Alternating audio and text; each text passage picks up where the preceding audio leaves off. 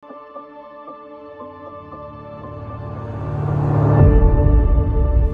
21st, 2014, when we finally officially became together. But not so together kasi we were apart for 4 years. Long distance relationship.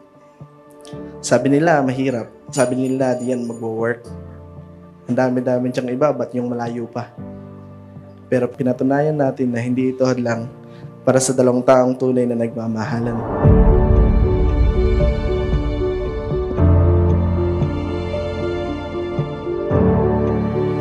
Ang araw na ito ay magsisilbing isang napakalaking alaala sa inyo.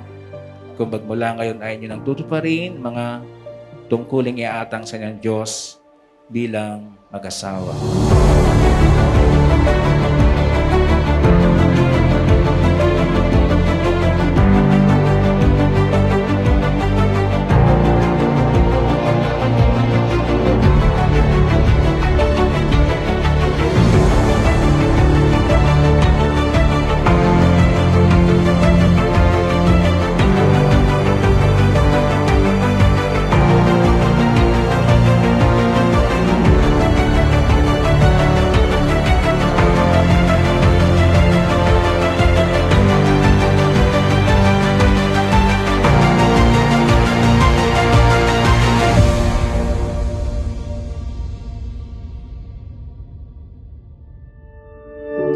Gusto ko umpisahan tong pagpapasalamat sa Panginoon.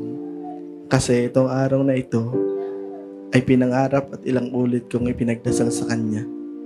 And here I am right now, about to fulfill the dream of marrying you and making you my wife.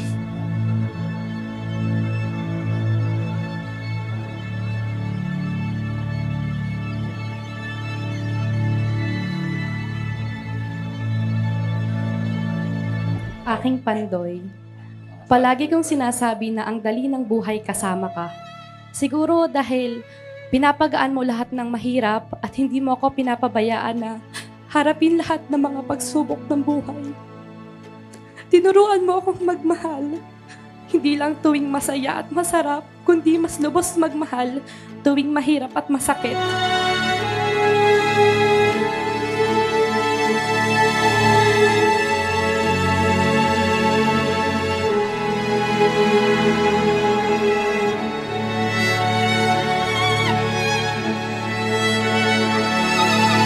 It was 2011 when I first met you. Kakalipat lang namin sa Kawawan noon.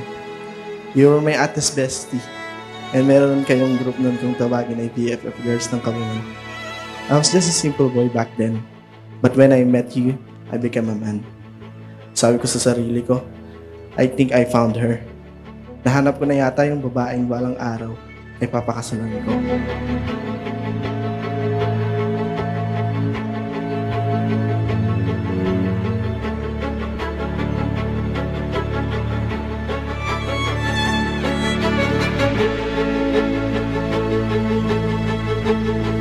Palagi kang nandyan para sa akin.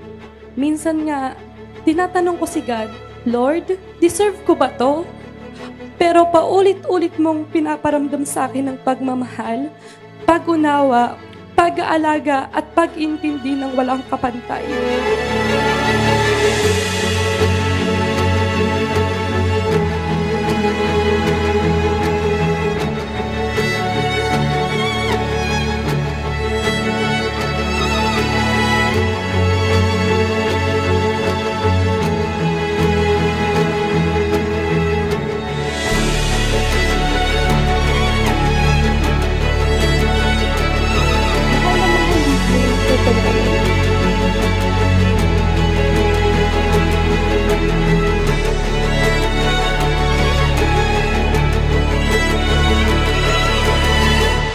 Today is the day that we prayed for God to happen. Being with you in almost 9 years is a gift that no one else can give but Him.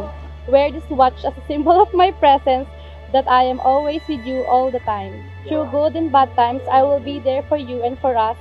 I love you more today than yesterday, but not as much as I will tomorrow. I can't wait to spend the rest of my life with you. I love you, your darling Pantoy. Keep your eyes wide open all the time, counting down every second, every